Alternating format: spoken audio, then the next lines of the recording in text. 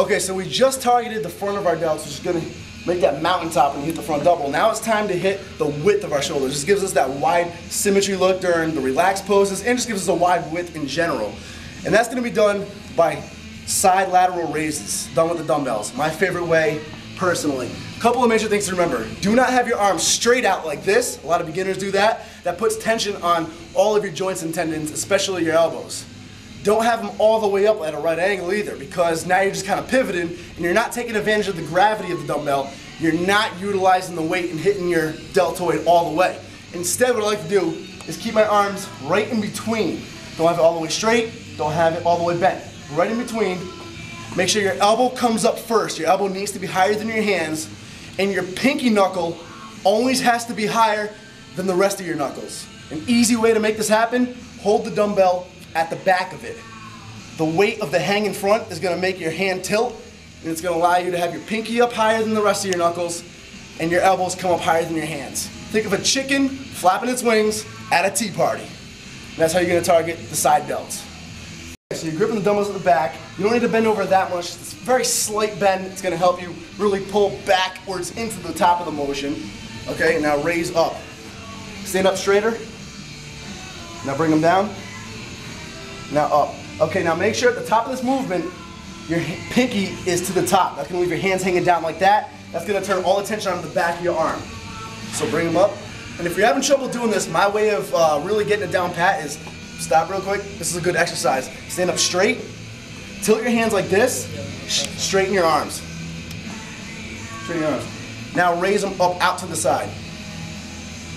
There you go. And you just did it. Now make little adjustments. Tilt your hand downward at the top. And remember, make your elbow come up before your hand does. So pull up with your elbows. There you go. And bam, you're squeezing in the back, squeezing in the side. Perfect. And now you just made your form perfect. Now take it nice and slow. Squeeze at the top, real slow on the way down. Slow, slow, slow. Perfect. And that's how you hit your side delts. A little bit of your rear delts as well. Alright, that's your one. So I have my hands in the back of the dumbbell. Very slight lean forward so I can really flex into the movement. Elbows coming up higher than my hands. Pinkies supinated out to the top of the ceiling. And you're going to see how I'm not just raising them up and down to my sides, I'm actually raising them up and rowing backwards ever so slightly. This is going to help really incorporate my rear delt as well as my side delt. So up, squeeze back. Up, squeeze back. Pinkies still coming up higher than the rest of my knuckles. Hands are coming up higher than my elbows.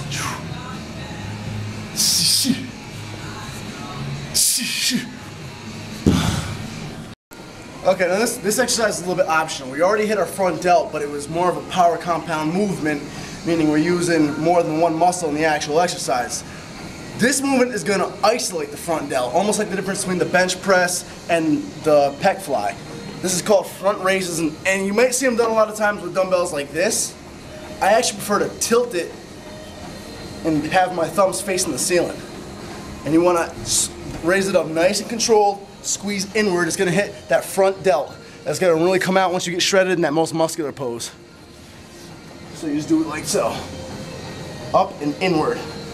Nice and slow on the way down. Don't swing. No momentum. And I actually like doing one arm at a time because it keeps constant tension on that one muscle and you don't give it a second of rest. Whereas if you do one arm and you alternate into the other arm, that shoulder is now resting. So I really like to fatigue it all the way, do one arm at a time. Nice and slow. You lean into it a little bit more, get a good contraction going. Nice and slow at the bottom, let it rest, don't swing into it. Flex at the top.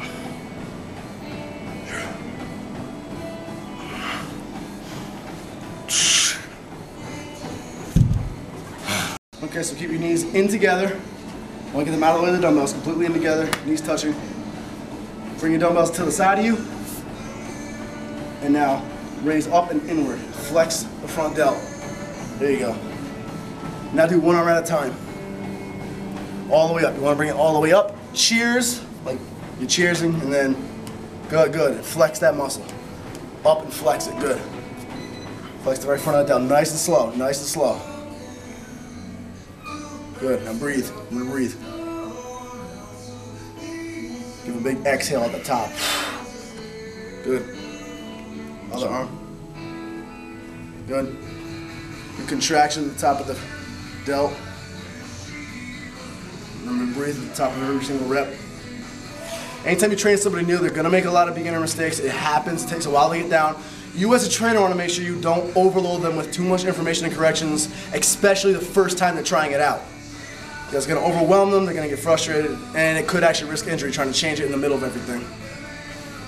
All right, that's good. All right, rear delts. Bent over rear laterals is probably one of the most efficient movements for rear delts, but it's probably one of the hardest to get down. A lot of people have trouble with this. It's kind of an awkward position. It's a little hard to actually isolate it when you're just beginning. What you want to do is take a dumbbell that's a little bit heavier than what you're doing side lateral with. You want to bend over. It's not like a back exercise. You don't have to worry about butt out, chest out, knees slightly. You don't have to worry about all that perfect form because you're not going to be using movement in your actual back. You're going to be staying very still. You want to lean forward so your hands are lower than your knees. You want to bend your arms and you want to literally just raise them outward. So take exactly what you were doing standing up a second ago and simply bend over with it and keep your arms doing that same exact motion. Pinkies are still coming out forward, elbows are still coming out forward. You don't want to be bringing your elbows back because that's a row. Elbows out forward, pinkies out forward. What I try to say to people to remember it is act like you're trying to touch the wall in front of you with your elbows or like you're hitting the most muscular. You're not going to have them way back here. So give that a shot. Exactly what you're doing, you want to target the back of your shoulder now. So bend over with it. There you go. Perfect. Right off the bat, perfect. Remember to keep those elbows in front. Try to touch the wall in front of you with your elbows. Good. And head down, keep yourself way down. Nice squeeze right in the back. Nice and slow, squeeze in the back. You don't want to be squeezing your traps together at all. I'm be squeezing just your shoulders, the rear delts. Perfect. You got it right away. Good. Good, good, good. Now let's keep my rep range for shoulders in general. Anywhere from 12 reps or so at the first set down to usually 8 reps or so for the last set. Keep it nice and simple. Sometimes we go a little bit heavier with pressing.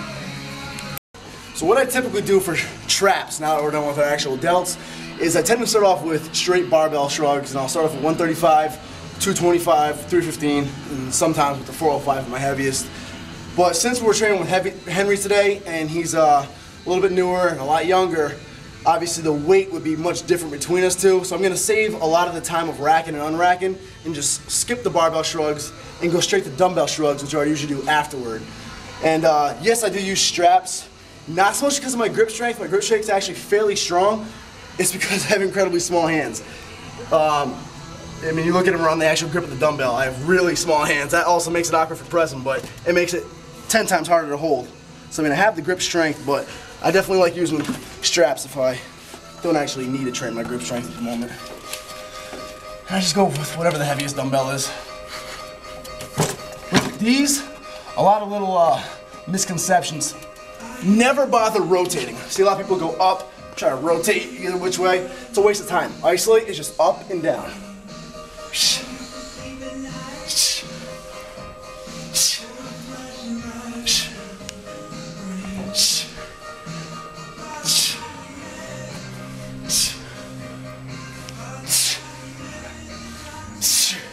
Sets 10 to 12 reps or so. It's a regular full set.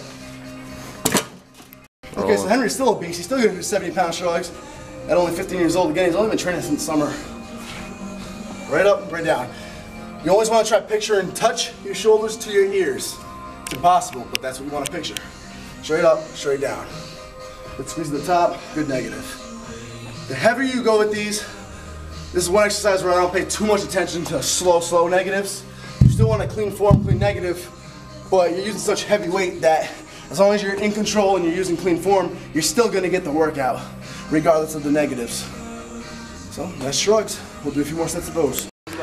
Alright, so for cardio, Hunt Fitness has me doing about 25 minutes after a workout. I use the elliptical because I'm a little bit too big and heavy to be running. If you do football and you bulk up throughout football, your body and your joints are used to a lot of running on top of gaining the extra weight. So you build into it gradually. Me, on the other hand, I went from 104 pounds to almost 200 pounds without doing any running, so my joints are not ready to support a 200-pound man running. So the elliptical helps out my joints. I do low intensity cardio right now, and I just keep my heart rate at a steady pace. This is just gonna help burn a little more extra calories. That in turn allows me to eat a little bit more throughout the day without going over my calorie deficit. Simple as that. See you guys soon. Alright, big thank you to Anytime Fitness and their brand new 24-hour gym right in Coventry, RI, right on Sandy Bottom. Appreciate you letting us come in here and do our NWB thing. Look for Henry down the line on stage. He's got great genetics.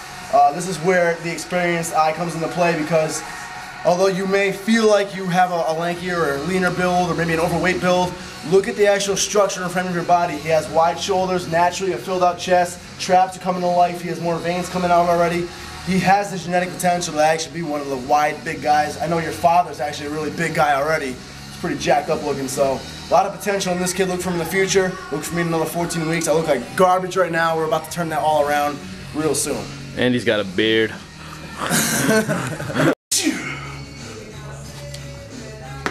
Yeah.